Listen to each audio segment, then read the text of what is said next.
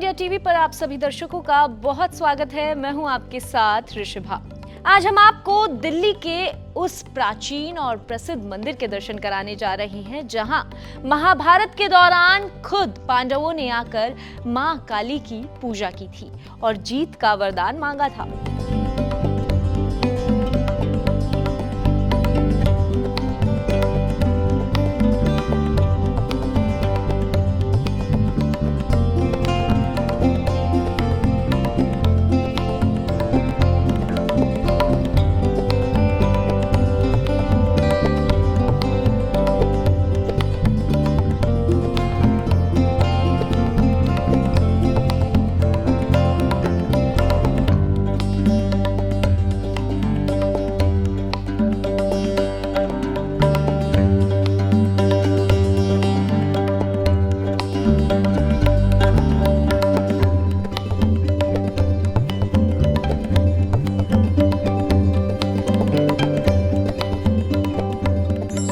चलिए तो इस वक्त हमारे साथ मौजूद हैं मां कालिका मंदिर के इस बारी के मुख्य पुजारी प्रवीण भारद्वाज। पंडित जी, बहुत स्वागत है आपका इंडिया टीवी पर। अब हम पंडित जी से इस मंदिर की मान्यता के बारे में जानेंगे और साथ ही साथ जानेंगे मंदिर के इतिहास के बारे में।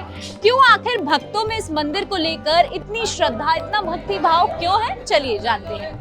पंडित जी, जैसा कि हम सुबह से देख रहे हैं यहाँ हजारों भक्त आ चुके हैं और रोजाना ना जाने कितने भक्त यहाँ माँ के दर्शन करने आते हैं, तो आखिर इस मंदिर की इतनी श्रद्धा क्यों है भक्तों के मन में और क्या मान्यता है, एक बार जरूर बताएं। मान्यता तो यहाँ बहुत है माता की, इसीलिए मान्यता इतनी है क्योंकि यहाँ पे जो आता है वो खाली नहीं जाता। तो यहाँ हाथों हाथ दान का महत्व है। आज आदमी को कुछ भी दान करता है उसका ना फल बहुत जल्दी मिलता है, इसीलिए यहाँ पे दिल पब्लिक बहुत होती है। यहाँ पर मतलब दान की मान्यता है। ऐसा भी सुना गया है पंडित जी कि यहाँ पर आया हुआ इंसान कभी असफल नहीं होता, उसे असफलता नहीं मिलती। इसके पीछे क्या है ये कथा, क्या स्टोरी या क्या वजह है ऐसा? यहाँ ये मंदिर जब बना हुआ है, रक्तविष राक्षस का वध किया था माई ने, कलकत्ता में विकराल रूप लिया था। विकराल रूप जो कलकत्ता में लिया, माँ उसका वध करती भी यहाँ तक आ गई थी। अरावली हिल है, यहाँ आ गई तो उसका जो लास्ट मोमेंट में जब वध हुआ तो यही हुआ। जब उसके बाद वहाँ खड़ी रक्तविष राक्षस का, उसके बाद यहाँ खड़ी रही वहाँ काफी देर तक गुस्से में। कोई देवता माता के सामने नहीं आ पाया, इतना माता उस टाइम गुस्से में थी। तब शंकर भगवान जी, जो ये मंदिर बना हुआ शंकर जी, ये शंकर जी यहाँ पे आके लेट गए थे। अच्छा। इसी स्थान पर शंकर जी आके लेटे थे और माँ काली का पैर शंकर जी पर ऊपर आया तो माई की जीवा बाहर आ गई कि ये तो मेरे पति है, ये मेरे से क्या गलती हो गई। फिर माँ शांत हो गए, बैठ गई। जब से माँ काली का मंदिर बना हुआ है तब से यहाँ पे माँ काली भी विराजमान है, ऐसी मान्यता है।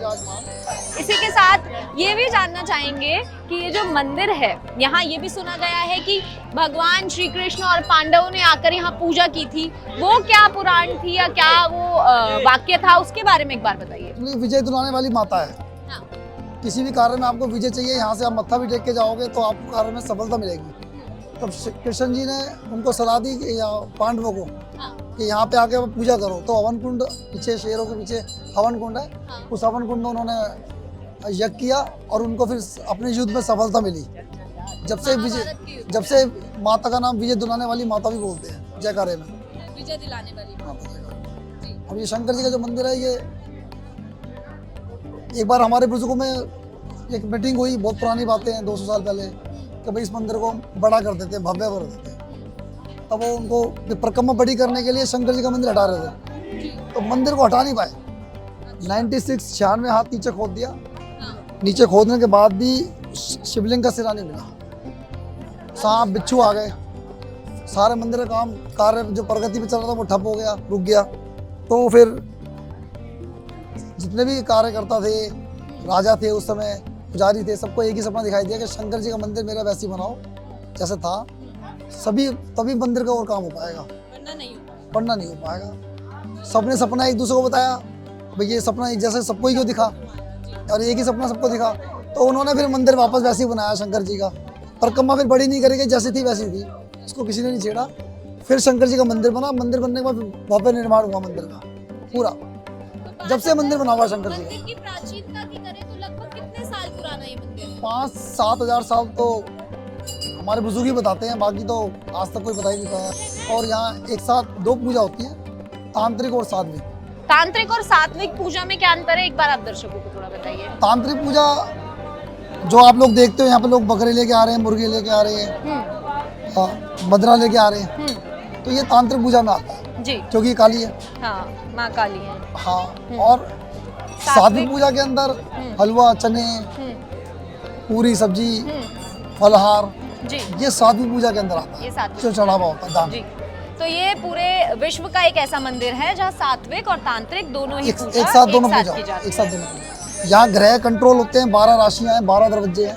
ये पूरा मंदिर तंत्र विद्या से बना हुआ है। अच्छा, तो मंदिर के 12 दरवाजे हैं और 12 ही जो हमारी राशियां होंगी। 12 राशियां, तो राशियां कंट्रोल होती हैं। वहीं जैसे कि अब नया साल भी शुरू हुआ है और लोग धीरे धीरे कोशिश कर रहे हैं कि उनके दर्शन माताओं के पीठों पर हुए, जिससे कि उनका पूरा साल जो है वो अच्छा जाए, वो सुगम जाए। तो आने वाले जो भक्त हैं उन्हें आप क्या सलाह देंगे कि माता के लिए कोई ऐसा एक पसंदीदा भोग बनाकर घर से लेकर आना चाहिए जिसको आप माता को चढ़ाएं और माँ प्रसन्न हो जाए? ऐसा माँ किसी का भोग की पसंदीदा सलाह भोग देंगे? तो हमारे जो शास्त्रों में लिखा हुआ है हर जगह, हाँ, तो हलवा और चने का ही है। हलवा और चने का।